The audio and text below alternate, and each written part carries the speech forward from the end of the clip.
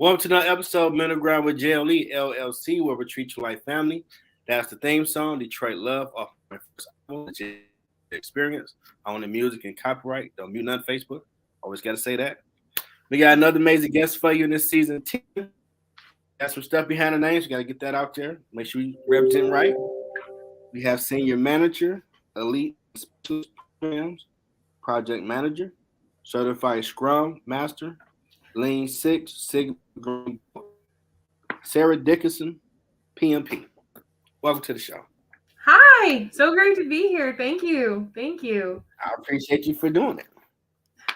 So, first question, what led you to this path? Sure.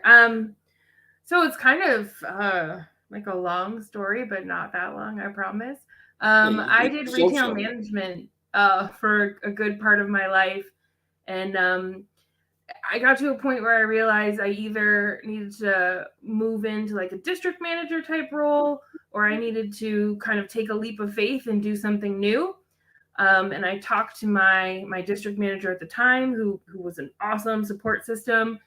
And I just laid it out there. I said, this is a hard way to raise a family and a hard way to have a life. And I love what I'm doing, but, I want to find that balance. And he really encouraged me to look into the corporate side of the company that I worked with at the time.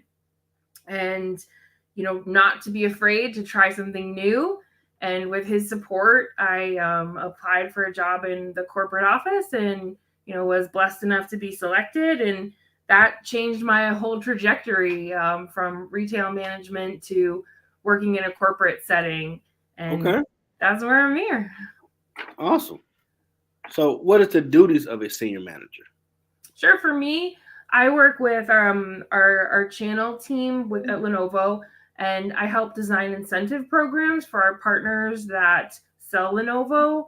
And, that's the fun part, right? Designing the programs, but there's so much work in the background that has to be done, like all the reporting to make sure people are being paid appropriately and make sure the sales are recording. And, it sounds so easy to say, oh, just design a program. But then when you realize, how are you going to track it? How are you going to pay it? How are you going to do all these different things? So it's like a very fun side and creative side, but then a very operational side to it as well. Okay. What is elite and specialist programs? Yeah, great question. So with Lenovo, we did launch April 1, a new worldwide program, Lenovo 360. And we've introduced accreditations, which is training that at the partner level, X number of their personnel takes this training, and then that partner is accredited. So we're really digging deep and putting out some amazing content for our partners to learn about our product, to learn about trends, to learn about, different services that Lenovo has, so that they can be a trusted advisor when they go out and sell our product. That's pretty awesome. Yeah, it's really exciting. Yeah. Now, how did you become a certified Scrum Master Lean Six Sigma? Oh my gosh. I love stuff like that. I love taking tests and learning new things. When I worked with Office Depot, I was blessed enough to be invited to join the Lean Six Sigma program there and did a huge project to be certified to that. We presented to the CEO, and that was all during COVID. So we went from in-person sessions to all of a sudden being at home and having to facilitate a whole new way to get group input from our living room pajamas. I finished my last two class, get my degree was nothing but group projects in with teams. That was very interesting. No, it's a whole new world, right? Like group projects can be challenging enough in person, but then to add that layer of technology and trying to find that balance of making everyone comfortable, but I'm a big believer in being on camera whenever possible, but a lot of people aren't comfortable with that. So it can be hard to read a room and like check on the vibe with people not on camera, and sometimes you're the only one not on camera. And I I have a really expressive face, and I think in person it's a little bit different, and on camera sometimes the expressions are too big and people think I'm, laughing at something and I'm really not. I'm just excited. Or so you have to be like so careful. It's a whole new level. Oh man. Yeah. The presentations on there, and you would have to put your camera with it. And I'm like, we doing all this? And so I'm like, I don't want to present. I don't like, you at home? What's up? No, I don't want to do it. Y'all do it. Like, oh, I can see we had to walk in front of the classroom. We ain't doing that. You at the crib. You should be chill. I'm pretty sure some people had a little shot of jack. Something, just take the edge off. Like, what you doing? You all right?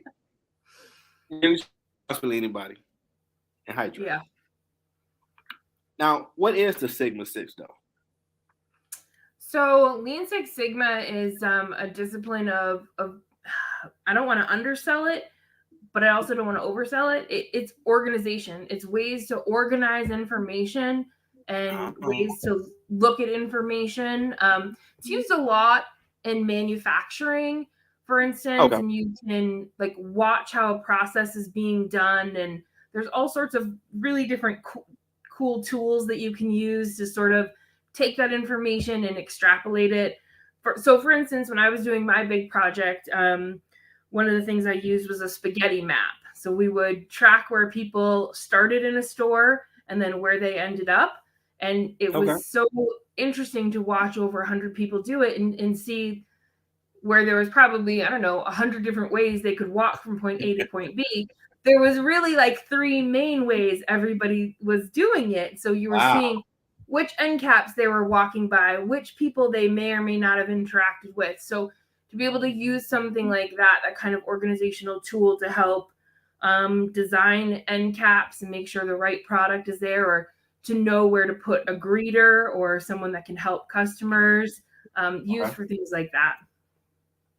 Now, when I had organizational theory, and I believe the weirdest class I ever took, because it was all about a corporation is a person. I'm like, what? I had to stop, title, cover the book, go back and read the chapter, get like, so when did this become a person? That blew me away, like, it's a person. Wow, okay. It's interesting. Yeah, it sounds really interesting. I haven't taken that class. Maybe this summer. Or you could probably go on YouTube and put up a lesson. Because some classes where I wasn't feeling it, like, okay, I'm going to this class, let me go on YouTube. I know some professor put it up. And sure enough, they did. Like, all right. I mean, that's what that cat was trying to say. That make no damn sense to me. All right. I got it now. Okay, cool. I never did it with finance. Oh, Lord. YouTube is amazing for all the different things, and it's so helpful for the way, like to your point, that people can explain something multiple different ways, and maybe the way you understand it isn't the way I understand it, and vice versa. So having this platform where all these people are being helpful and sharing how they can explain it, and it's there for us to utilize. It's such a cool tool. Yeah, I man, hey, this calculator, like, what is the future value? What are you talking about? Let me get on YouTube. This ain't making no sense, man. And I'm getting up out there. I'm tired of going to school. My best YouTube experience, I had an IKEA futon bed thing, and one of the slats came out, and I had no idea how to put this thing back, and I tried for like an hour to do all these different things and tools, and then I said, you know what, let me YouTube this, and sure enough, there was a 90-second clip where somebody was like, oh, boop boop boop, and then you're done. And I was like, this person saved me hundreds of dollars. This is fantastic. I've done that with fixed stuff on vehicles before. Like, oh, that's how you do to put the light bulb in? I was, man, nigga in the box ring, you trying to charge me like 500 on garbage. You ain't right. Because all that. Now I saw on LinkedIn you organize cross-functional teams and units. What is that experience like? I'm so sorry. My internet got a little fuzzy. If you can just repeat that question. I saw on your LinkedIn that you have worked with a lot of cross-functions and units. What was that like? That's always such an adventure. You're right. I've done a ton of cross-functional things, from the L&D departments, the IT departments, communication departments, marketing departments. I think one of the coolest things is you always learn like some cool new slang that you didn't know. So I love working with the IT people because it's like they have like a whole nother language. And I love when you can say something like, oh, I did some testing in the sandbox environment, which sounds like so official. And it just means, an environment that's not open for everyone to use yet, with like a website or whatever. So I love picking up all the different slang and industry terms.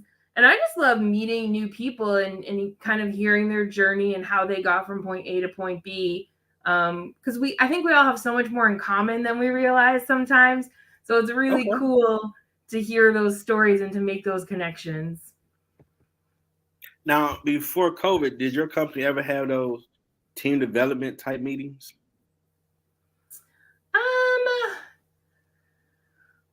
I don't think we had enough of them, to be frank, and that's not a criticism, right? That's just an opinion.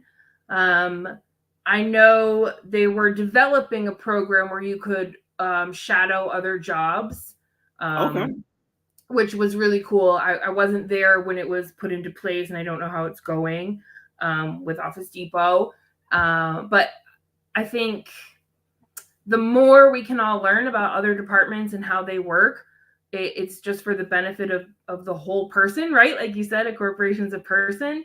And if the whole person knows how the arms work and how the legs work and how the brain works, they can work together much more seamlessly. So I think the more you know about other departments, the more helpful you are to your company as a whole. That's why I went and got a management degree, because you gotta know each department. And to me, I'm like, you're gonna go into business, so I want to know what everybody knows, so they don't think, we worth $5 billion. I hit Jeff for $5 million. I did the assets and liabilities, ain't nothing equaling, bro. Income. You know that? Yeah, I know that. Yeah, I think sometimes, like, I worked in communications for a little while, and people from other departments would come to you and say, hey, I need a communication. And they didn't understand that it takes like a week or maybe 2 weeks, and that there's a schedule, and then there's editing, and then there's approval, and there's sign off.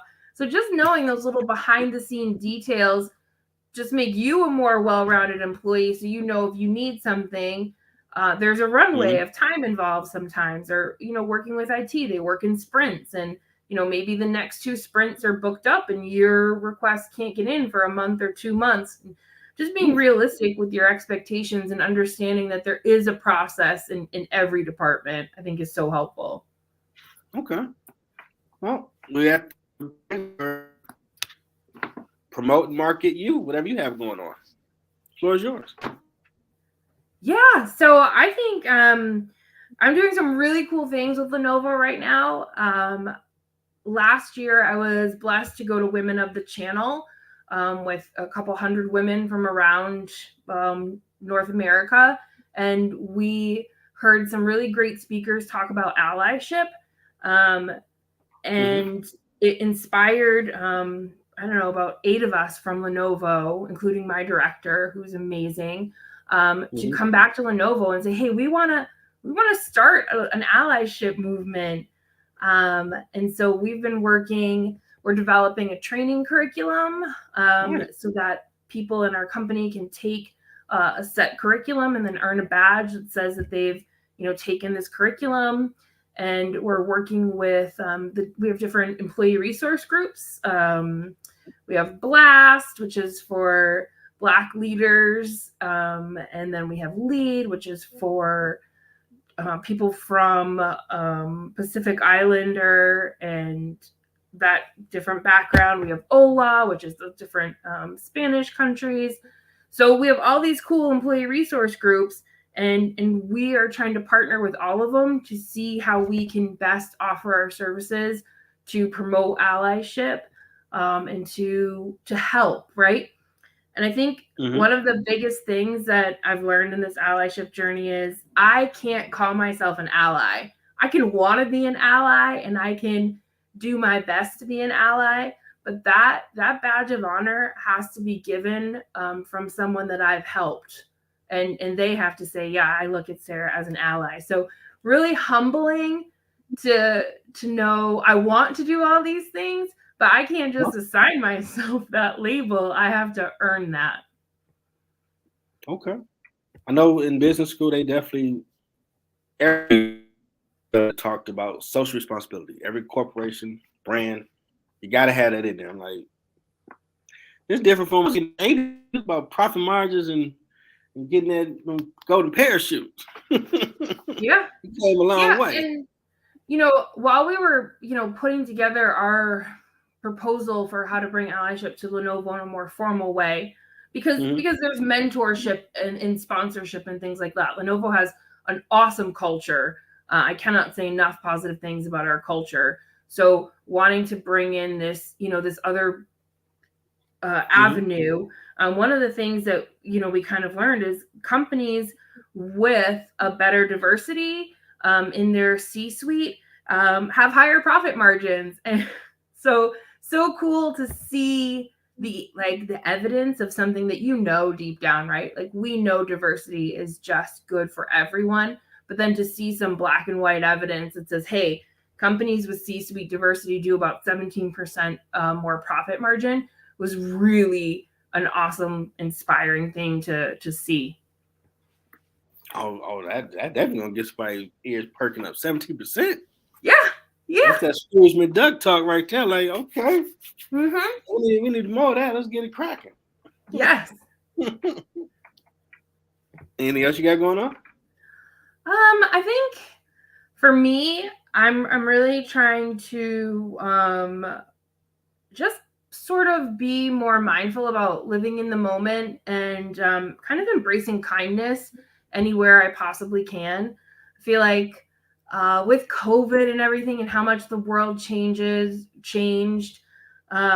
we saw like a lot of people quick to judge and quick to divide and quick to just tear down. Yeah. And so I really want to focus on, giving people the benefit of the doubt and finding the kindness in everyone and responding in kindness if I feel, some sort of way about something.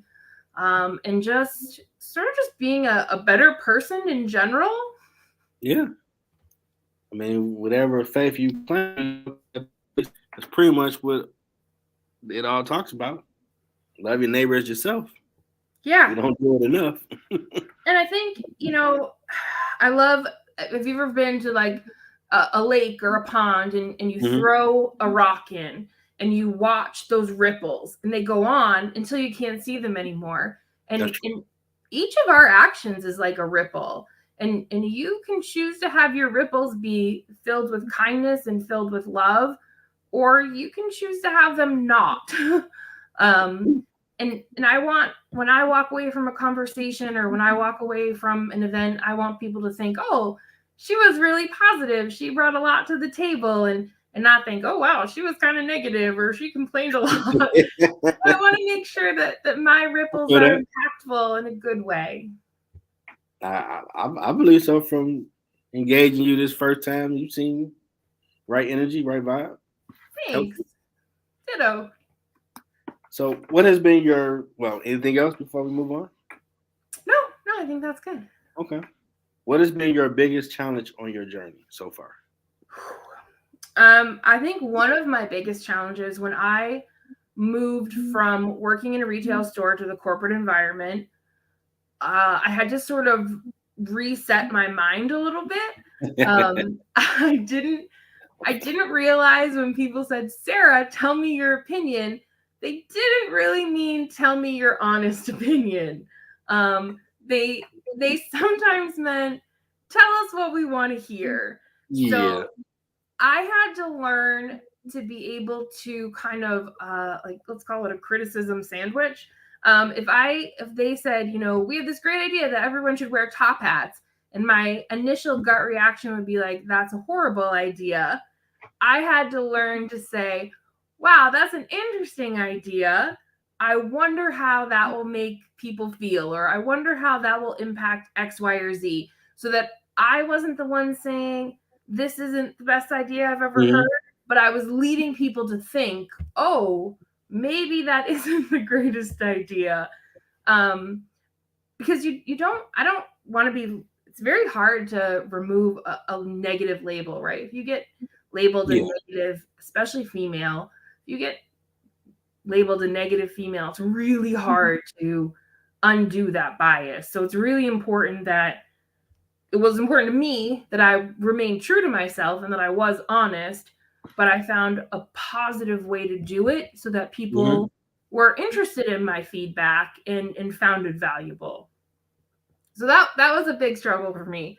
I would say another big struggle for me is I have a very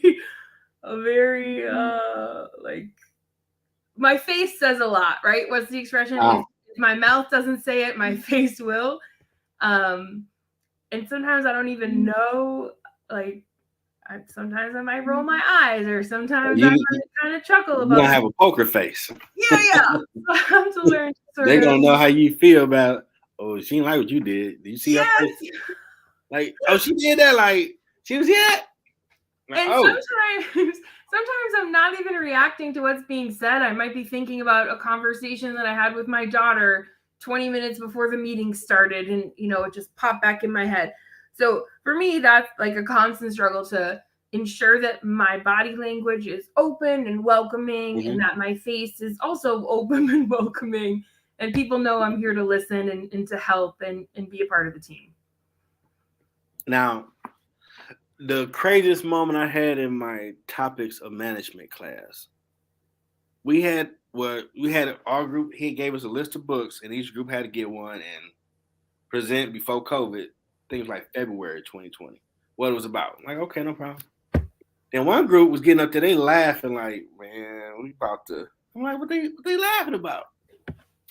Their book was about how companies need assholes because they are the top money bringers. I'm like, I was talking, what? Everybody fell out loud like, and they gave it down like, so that person that's the jerk of the jerk, they're okay to be that way because they making the company a crap load of money. I'm like, wow. Ash wrote a book about assholes and companies. How about that? I thought we were talking about that in class. Yeah, I mean, maybe there's some truth to it. I kind of hope there's room for the opposite, that we can have companies full of nice, happy people that are also making money. Yeah. But then I started thinking some jobs where a dealership in Detroit years back, like, yeah, some of the ones that really was. They moved those cars. They really was. Yeah. I found that interesting that corporate America has a book about this. There's like books about everything, right? Like, I love, you hear a new topic and you Google it on Amazon, and there's like 9 different books that you can read about the subject. It's kind of cool. Okay. In your words, what has been your impact on your journey so far? Oh gosh. I mean, I hope it's one of positivity. I've done a lot of change management between, all the different roles I've had. And I hope my impact is that you can be smart, and you can also be kind, and you can bring joy even if you're delivering a hard message. You can still operate with compassion and operate with kindness. And I hope that's been my impact, right? It's kind of not necessarily for me to judge or me to say, but I hope that's what it's been. Okay. I mean, I know as a supervisor, you get those employees that, oh, you're awesome, as long as they're not in trouble. But then when they do something that puts them in trouble of any kind, I ain't saying you ain't doing your job, but you like I've matured in my time, because boy, 20-something year old Jeff would have cussed you out already. Like, who are you talking to? You lost your rabbit mind. You the one that came in late. That's why you getting this right up. And you saying it's my fault? You got me effed up. But mature Jeff, like, yeah, I get you may feel that way, but you did call in. This is the date and time, so just be mindful. Yeah, and I think Man, you got favorites. They go to the like, oh, And you hear that voice. Everybody got that like the Tom and Jerry cartoon, the ancient devil, like, you know, you need to let me talk to him. Like, nope, keep watching cartoons. Go back in your room. You can't burn this down. I don't want to do that. We're gonna stay nice. We're gonna stay professional.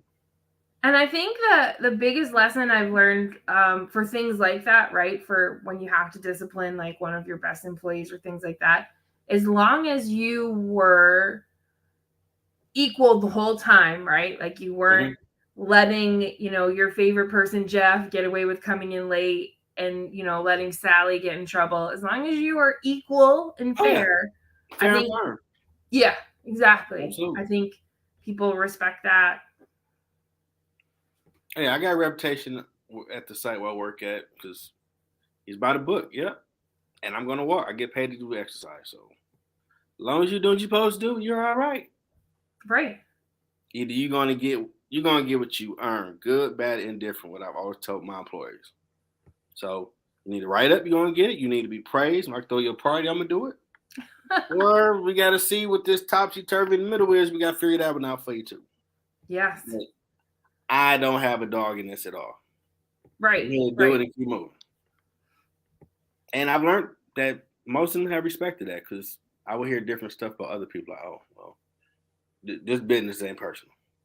Right. And even thinking about growing up, like I have multiple brothers and I have a sister, and if your parents weren't fair, you remember that, and that was awful. So when you grow into a leader, you want to make sure you're fair. I mean, I know I was the oldest, but my dad taught my brothers to drive before me, and I just always thought that was so unfair. Oh, I'm the baby, and you get that. Oh, you the baby. You had like, oh no. My brothers and sisters made sure. Oh no, there's no easy road here, kid. You're gonna earn what you get. We might make it a little hard for you, but you're gonna earn it. I'm like, yeah, I don't know that pamper life that the baby get, and that wasn't my life. Me, I'm the oldest. That's the ones that was. Yeah, I'm the oldest, so I definitely don't know that pampered life. And I can be honest, I always had a mouth, so I was very outspoken. So, yeah, y'all bigger than me, but you know what? All y'all still suck. All right, so position. You still suck. One time when I was older, not grown yet, but older, probably 19, 20, my dad was making all of us help clean up the house, and I was doing the work. Okay. But same thing, right? Like I had a mouth. I was complaining and making jokes, and at the end I said to him, but aren't you, it's done. Aren't you so glad? And he said, Sarah, it's not the work. Your work is fine. He said, but you don't ever stop with that mouth. And I was like, teachable moment. Oh man, yeah. What can you do? I remember that. I was somewhat like that too. Like I mean back in the day, they don't do it now, but our mom, she's from Alabama, so you really got out of pocket, go get a switch. Now I'm the youngest. I watch my siblings go outside, go find a nice branch, test it to make sure it's a good one. And I'm like, y'all out y'all damn mind. If you think I'm about to do that, you got me messed up. So it was my turn. I know I'm not doing that. They like, oh my God, did he just tell her mine? No, like, I'm not about to go get a good weapon that you're going to beat me with. You got to put that work in. I know my butt going to get a little more tender, but that's fine. I refuse on principle to go get the weapon you're going to beat me with. Nah, you got me messed up. No, not doing it. They're like, you lost your man. Like, y'all can do it. I ain't doing that. Call me a degenerate. I don't care. I watch wrestling. DX. Call me all day. And I ain't doing it. No. And y'all out there fanning a long one too? That hurt. Can't do it. No, can't do it. So when I had kids, I already know, like, yeah, we're gonna have a debate because I know I had a mouth. Right? Yeah, it's amazing all the things we said as when we were kids. When I have kids, I'll never do that. That when we have kids, we do it. I remember I had my first child, and I would see like parents maybe leave their kids in the car when they went into the grocery store, and I thought, oh, I will never leave my kid in the car to run into the grocery store. And then I had my second, and watch how fast I changed my mind about leaving kids in the car. I'm pretty sure it was air conditioner on, all that safe stuff. Oh yeah, air conditioner on, doors locked. You run into Cumberland Farms or 7-Eleven and whatever you need, but yeah. Now I know. I guess back then we eat a lot of good food, like steaks and stuff like that. But as a kid, like, man, we eating this like every other week. I don't like this. Well, you get your own money, you buy what you want. Like, you're right. Yep. I ain't buying it. You don't like that? Nah, man. We used to eat all the time as a kid. You were privileged. Like, to me, it didn't feel like privilege. Yeah. Like, when I get grown, I got a list of what I ain't doing. Yes. It's so I didn't think about how the bills, though. We edit that list. Yeah, I didn't think. I know about the responsibilities and the bills because you can take that part. Being a kid was the best part because you ain't got to deal. How much I owe you, DT? I'm pay you this week and next week. Dang, I worked my butt off and all my money gone for bills. This is some garbage. Yep. Yeah. For a car. About that part. Can't wait till I'm an adult. Any kid now, don't do it. Don't say that. Enjoy the ride.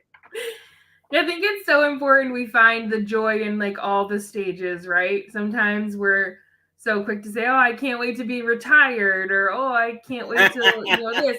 But it's so important that we find the joy in all the stages because they're all amazing, right? They're all cool learning experiences. Oh man, we 80s, 90s had the best cartoons. Yeah, we did have really great cartoons. And you could watch Transformers, Thundercats, He-Man, G.I. Joe, DuckTales, Darkwing Duck. You were awesome. Yeah, She-Ra. She-Ra. She was awesome too. I don't know what crap they're watching now. Yeah, that's the first time I figured out I was old. I didn't like getting mail anymore. Like, this isn't fun. These are all bills. And I didn't understand Pokemon, even though my brother explained to me like 100 times. That Yu-Gi-Oh! That took over for a while. Yeah, I didn't understand that one either. That's how I knew I wasn't cool anymore. And then they had Power Rangers. Power Rangers were pretty cool. Yeah, but see, I grew up on the original Voltron, so I'm like, oh, it's a brilliant idea because there's no Voltron. You just made another version of it. But it ain't Voltron. This is blasphemy. And they made a movie before Voltron. Like, dog, y'all slacking. How they got a movie? It was an awesome movie too. I went to go see it. It's funny how we've been writing books for like thousands and thousands of years, but movies and TV shows and cartoons, we just keep remaking ones that were already there. There's like no original ones anymore. It's crazy. But they didn't make Thundercats. Like, really? We got the technology now. We got better tech to redo He-Man because 87. Yeah. Right. We can do better now. We can do better. Come on now. We can do something.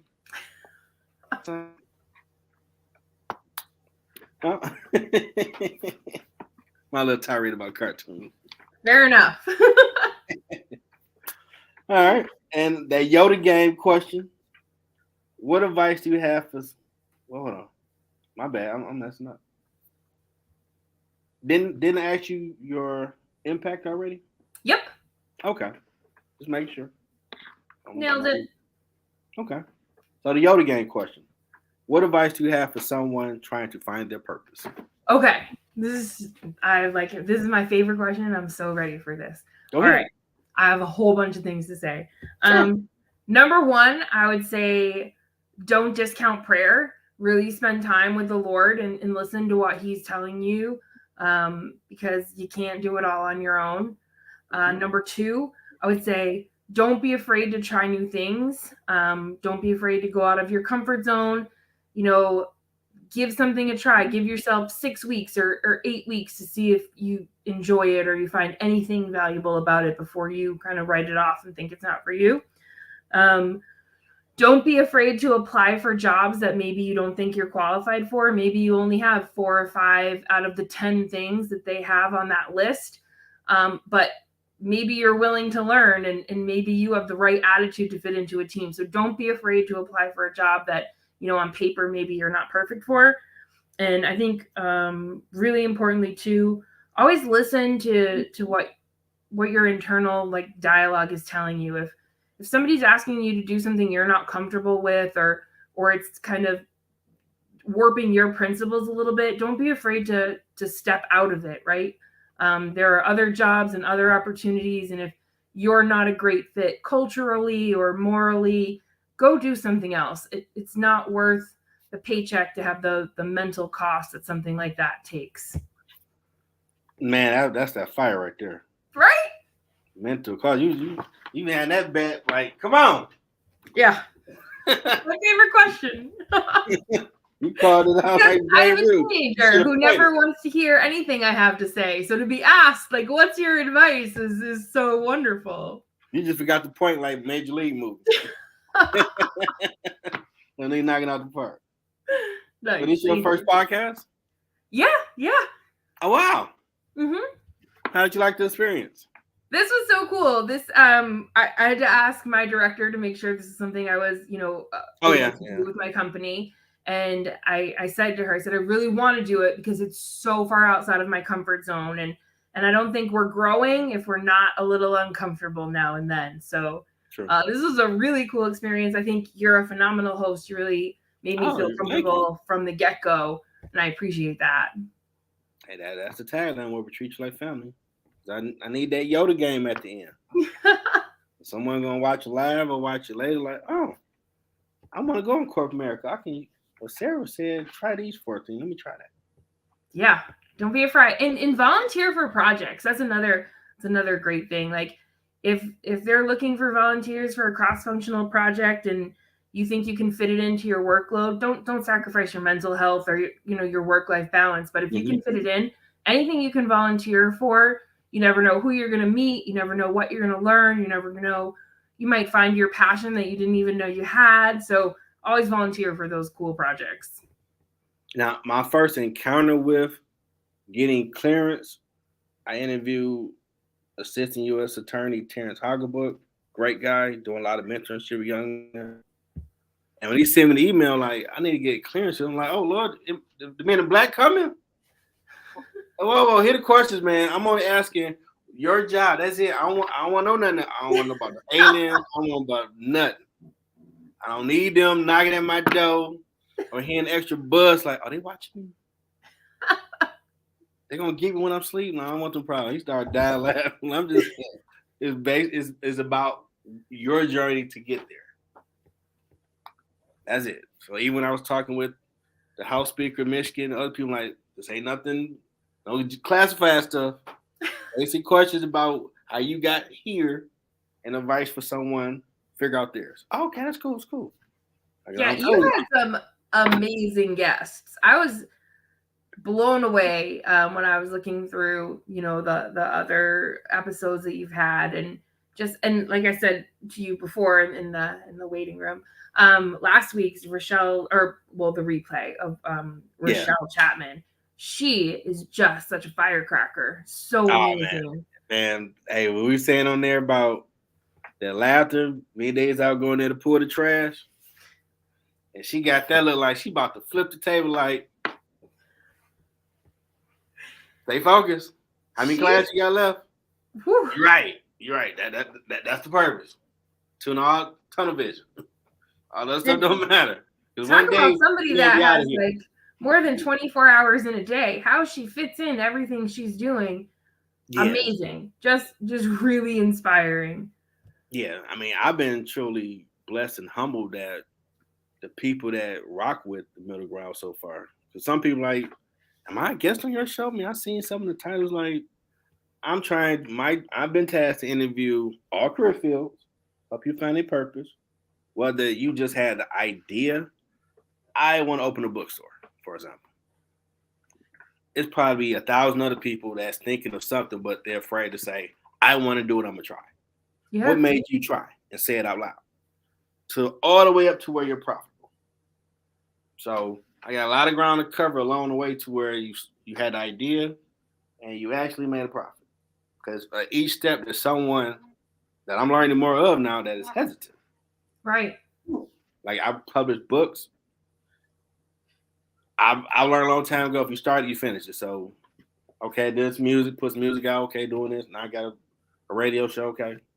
Then but other people might be all their life thinking about writing, publishing a book and are scared. Sure. I never thought about that. Like, whoa. I'm more goal oriented. I never I threw some Nietzsche game on. Let me sit back and ponder life now. I'm like, wow. Someone's scared all their life they want to do that. Like, wow. Okay. Yeah, and we all have different reasons for those fears, right? Like some people don't want to lose the job they have, or some people are really concerned about rejection, and that's really hard for them. And I think the more we do things outside our comfort zone, the more we can grow and try those things, even if you take baby steps at a time to get there. Oh, I was comfortable with Anchor. It was audio. I figured out how to put an intro and outro. I'm like, I'm cool. I just gotta edit the engagement because we ain't backstage something. But then people can say like, do you got a live stream where people can come on and we can engage? I'm like, I only got audio. What you talking about? No, I'm sorry, I don't have that. I only got audio. And then I came across StreamYard. I love a sponsorship as I'm always showing love to y'all. Yeah, it's a really easy platform to use. I had never heard of it or used it until now, and I'm really impressed how easy it is to use. Oh, yeah, the quality of it when you film is awesome. Yeah, no, it's phenomenal. I'm probably going to do a replay of my first episode ever live because I was terrified. Like, oh my God, they're going to look at me. I ain't lost the weight I want. I don't look like the Black Superman or something yet. Like, oh my God. But God be like, I don't care about all that. Get to it. Yeah. Like, his time, not your time. You just real pushy with it. Like, you like Kobe, mom mentality, say, go ahead, do it. Like, all right. Then I watched it, like, oh, okay, I guess it wasn't that bad. I don't look that weird, but the entire time, oh my God, I'm terrified. I'm shaking. Has it been a long time since you've rewatched that first episode? Man, I ain't watched that after the first replay of it. After I did it, I'm gonna have to watch it again. Yeah, I bet you'll be really proud of yourself how much you've grown as an individual and as a host and as a the background person putting it all together and editing. Yeah, I wasn't comfortable. I'm like, he got this tagline. I gotta make them comfortable. Like, and God just like, make it happen, Captain. Like, if I could power bomb you, man, we'd be WrestleMania because you just push with this thing. Like, I wasn't even trying to go in this direction, bro. I'm like, whatever. Make it happen. I'm like, okay. Yeah. I think Rochelle said something really similar about how when she was thinking about getting into being a pastor, how she like sort of ran away from it and it wasn't. Oh, yeah, my dad was a pastor. I understand that. Yeah. I understand that. Yeah, I probably eventually might venture into that at some point, but I figure, well, I'm doing it this way. And maybe that's God like, okay, you ain't ready to call yourself a pastor yet, but you can do it this way. Like, I can't find a no out of this one. I want to be a lawyer, so I can't find no wiggle room. Like, all right. And like today's thing I filmed with the 100th birthday celebration, Mr. Newton, like, wow. Okay, I see why he keep pushing me to keep deep water, keep going out there, keep anybody listening. I know it's scary, but keep going to the deep water. You're not going to drown. Whatever it is that you're thinking of doing, just keep going. If you got hope, you got someone physically or if it's spiritually that's pushing you, because sometimes I'm stubborn. God know the child he made. He got to do some of these sometimes. Like, man, do it. My first book, I did it in a month. I ain't published till months later. Like, I'm too personal, too confessional like Usher. Like, put it out there. How did you find the book writing experience? Wow, that was very reflective after I was done. Because I put in the first book like a life story leading up to getting my degree from little kid to graduation. And I attempted suicide in high school. So I'm like, I ain't never telling anybody nothing like that. Yeah. They're never going to know. You put that in there, dog. Like, yeah, bro. I told you to be transparent about your life. Like, man, this dude, man, God tripping. I don't know. He drink some Jack himself or something. What's up with this? Man, people gonna know my business. I don't care. Make it happen. And I've encountered people that did read it, that it gave them a reason to live. I met on Instagram, and that just like, wow. All my stubbornness. If it's just that one person, this is why I'm supposed to write. Yes. Okay. That's not a ripple in the pond. That's a wave in the pond. Yeah. When your impact is like that, wow. It stopped me definitely. Like, okay, I can't keep being a jerk. Like, man, God, he tripping. I ain't trying to grow, bro. Let me just be right here enjoying it. Keep growing. So that's awesome. I keep trying now. I be quiet with my. I don't want to do it. I'm nervous. I'm scared because you're like, I don't care about that. Do it, and you'll be all right. I'm like, this dude a bully. I mean, it's for your betterment, but when you're going through it, you don't feel like that seems so scary. Like, yeah, absolutely. Especially something so personal like that, such as like a struggle like that, but to realize that your story helped somebody, at least one person, want to keep going like that. Yeah, that still blows me away to this day. How humbling. To write a book, you definitely would be reflective. You thinking about writing a book? Yeah, kind of. It's kind of always in my head that it's something I would like to do. You know, my spider sense was a little twitchy. Like, she might be an author, but I'm not sure what you want to write about. I don't know. I'm reading right now Amy Jamrog's Cue the Confetti or Confetti Moments, and it's about, celebrating all the little wins in our life. Like, not every day is a wedding or a graduation. And I'm loving that. It's a really cool book. Okay. So I don't know. I don't really know, but I think it's definitely something, in my future that I would like to explore. I could see you writing something about having the right energy in a corporate environment. Okay. Fatigue. I like that. About that. That might be a good idea. Mm-hmm. Definitely see you writing a book about that. Maybe even a series. Yeah, maybe. I can tell you when I first told my district manager that I was applying, and I said we were very open and candid with each other. Oh. And, he really let me know, like, it's I believe in you, and I know you can do other things, and you have my support. And so I told him I applied for job X, Y, and Z, and he said, "Oh, Sarah, you're not ready for that one." And I got all mad, and I was like, "What do you mean I'm not ready? I'm so smart and I'm so great." He said, "No, calm down, just calm down." He said, "You're smart enough." He said, "You're smart enough, and you have the skill set."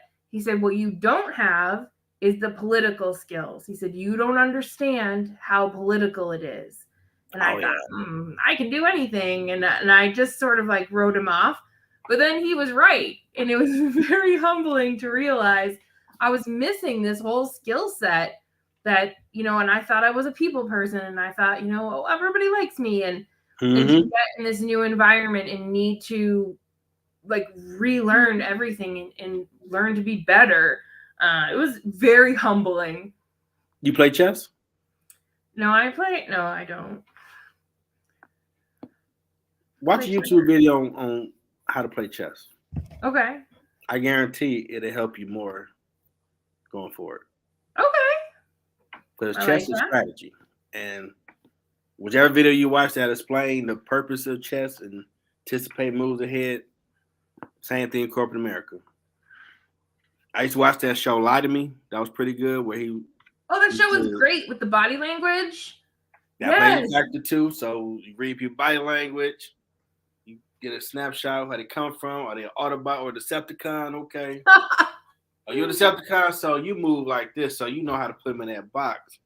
And okay, if I'm trying to get a project done, they always show the tendency they trying to bogart or I did it. So I'm gonna have to put a little knight right there to block them out the way so they can get over there. I can get what I can need done. Good metaphors. I learned how that was a great show. Very interesting show. Engage people more in that level to where you gain allies. Because I thought it was weird, but I'm like, chess do all that? Then you start looking at something like, yeah, actually. Because it do be a lot of political bull job going on. And you got to learn who real, who ain't. Okay, I need to gain allies. So if some crap ever come down the pipe, no, that's not that person. You're lying on them. It shouldn't be all that, but sadly, it's the world we live in. Yeah, no, absolutely. It is. It is. And so hopefully those tips will help you be better at it. Yeah, no, I appreciate that. I think that's definitely always can learn something how to be a better communicator and, you know, how to look forward a few steps. Oh, yeah, you'll eventually be a president. Valuable. I can see that. You be the top spot. I can see it. Well, I definitely want to thank amazing senior manager, elite and specialist programs, project manager, certified Scrum master, Lane Six Sigma Green Belt of Lenovo, Sara Dickinson, PMP, been an amazing guest, sharing her journey, awesome Yoda game, awesome conversation. Yeah, thank you so much. This was really cool. You really made me feel comfortable, and awesome. I'm so glad we got to do this. Me too. And you part of the Middle Ground family, so you want to come back? Let me know. Awesome. All the time. And I hope everybody have a rest of their weekends. Awesome. Ground floor, we got another great relationship topic later at 10:30. Check that out. Great conversation panels. Till next time, everybody. Thank you.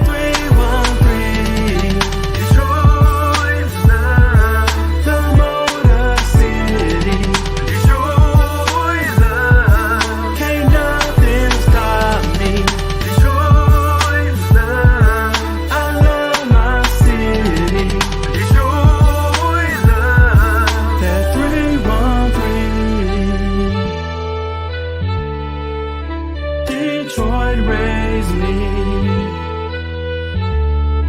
Detroit's in me. Can't nothing stop me.